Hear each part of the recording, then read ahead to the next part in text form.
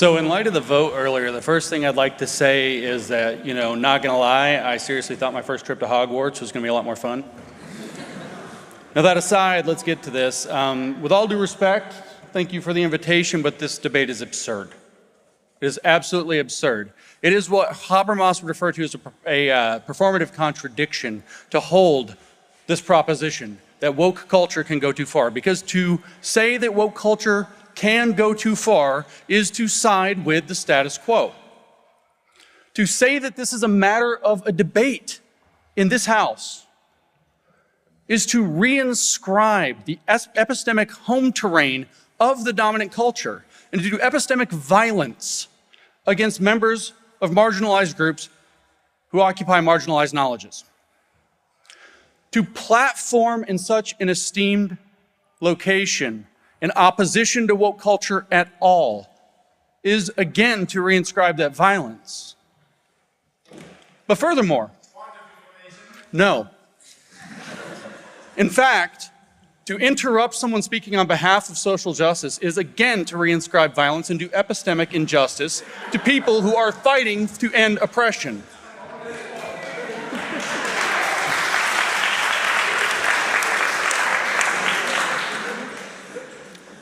Let's take an example of an opponent to woke culture who's been invited to this debate. Me. No. How in the world could I have been invited to this debate? Let's go through a hit list of some of my greatest hits. I'm famously known for being against woke culture. Turns out I was involved in the grievance studies affair a number of years ago, in which I revealed that woke scholarship is in fact fraudulent. I wrote a book in which I defined critical race theory as calling everything you wish to control racist until you control it. I'm at the center of identifying the sexualization of children through queer theory as groomer behavior. And while I was in London a couple of days ago, I might have visited Karl Marx's grave and danced on it. More than that, look at this dress code. Look how great we look. Don't we look great?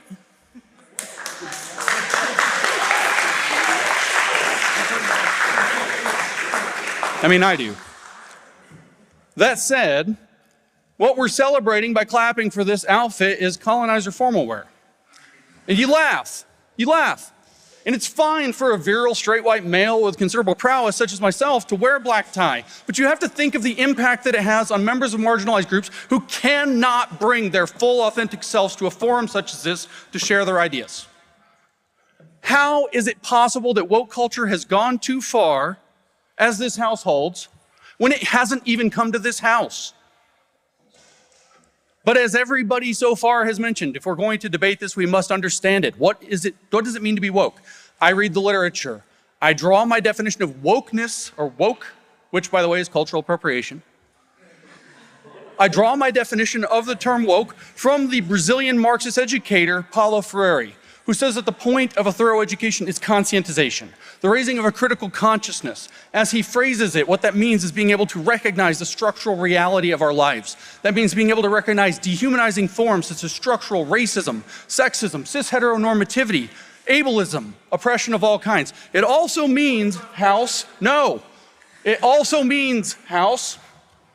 being able to be aware and recognize modes of what Freire called domestication, such as wearing colonizer formal wear and doing debates. Conscientization is the essence of woke, because it is the idea that you learn to see these things so that you can denounce these things, so that you can denounce them critically in order to announce the possibility of our liberation from them. What that means is that woke pursues social justice. And if we look for a definition of social justice, I draw inspiration from a different definition given by Karl Marx in 1844. He said that communism is often misunderstood. And then he went on to say, communism is the positive transcendence of private property as human self-estrangement. And I say that Karl Marx was a damned conservative because he was a privileged white European male who didn't recognize the forms of social and cultural property he benefited from, so he ignored those and focused only on material property. Therefore, social justice is the necessary extension of this idea, the positive transcendence of all forms of private property, such that we end human self-estrangement. And social justice is the consummation of something called social equity, where Karl Marx believed in something called socialism that consummates to communism. We could define that as something like, I don't know, a administered political economy in which shares are adjusted so citizens are made equal. It just so happens that's the exact definition given in the public administration literature by George Frederickson for social equity. And we don't even bother to take real steps towards social equity. We turn to Ibram Kendi. What does he say it takes to achieve social equity? In How to Be an Anti-Racist, on page 19, he says the only remedy to past discrimination is present discrimination. The only remedy to present discrimination is future discrimination. And the only remedy to racist discrimination is anti-racist discrimination. But look what's happening right now in the Supreme Court of the United States. Harvard and UNC are being challenged on their anti-racist discrimination that points toward justice. We're trying to walk back our walk towards social equity. And why? It's not a surprise. We turn to Kendi again.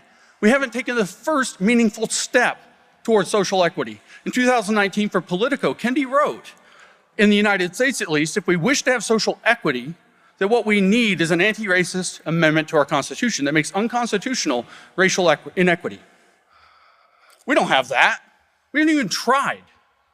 What would it do? He said, well, it will establish a federal bureau, a bureaucracy, a Department of Anti-Racism that would have absolute authority over all state, local, federal public policies, public figures, private entities, and their officials to make sure that racist ideas and racial inequities don't surface. And it would have punitive powers to make sure that they're adjusted should those things surface. We've taken no steps toward achieving this. Now, scholars of communism, since I've invoked Karl Marx, would recognize that this is a perfect reconception of a dictatorship of the anti-racists in parallel to the dictatorship of the proletariat that Marx and Lenin perfectly clearly understood is the only way to usher people to the positive transcendence of private property as human self-estrangement, aka communism. This is what woke pursues. And it's not just that woke has not gone too far, it's that it cannot go too far. If we go and we look at Paulo Freire again, he says the point is conscientization. And what does conscientization lead to? A cultural revolution, he says. Have we had one? No. But then he warns us that after a cultural revolution, it's very likely that the new government will impose its values upon the new society. It will impose it, and so they will make them necessarily right-wing. He says that it threatens to make the new government sclerotic, bureaucratic, necrophiliac, death-loving. Everything it professes to be against. And he gives us a remedy to this problem. What Freire says is that once you have conscientization, once you have your cultural revolution, what you need is not less woke culture, but more woke culture. You need to conscientize further. You need deeper critical consciousness. You need to call out new forms of dehumanization, new modes of domestication. That's what you must do. So woke culture hasn't just not gone far enough. It cannot go far enough. We see this reflected in the queer theory literature. David Halperin and Saint Foucault wrote that the definition of queer should be that which resists all norms and social expectations. So we do praxis for queer theory, we do the work to try to bring awareness, empathy to ways of being, ways of living under the LGBT umbrella, under the queer umbrella. And what we threaten to do is to make those things normal, to establish new norms, to establish new social expectations around those modes of being, modes of living, and those police people. So they must be queer. So queer theory cannot go too far. And that's just one aspect of woke culture. We heard from Freire, woke culture cannot go too far. He says that the revolution must be perpetual. Otherwise, it becomes the status quo. So woke culture cannot possibly have gone too far or far enough. It cannot go too far. It's not possible. But that said, the point of woke culture is to make room for a socially just society. The only way to do that, under the understanding of woke, is to denounce the existing society until it no longer stands. But the existing society, hanging by a thread as it is, still exists. Point of information. No. Woke culture cannot go too far. Therefore, woke culture has not gone far enough. And since I am a mathematician, may I have this pleasure? Quod erat demonstrandum. Thank you.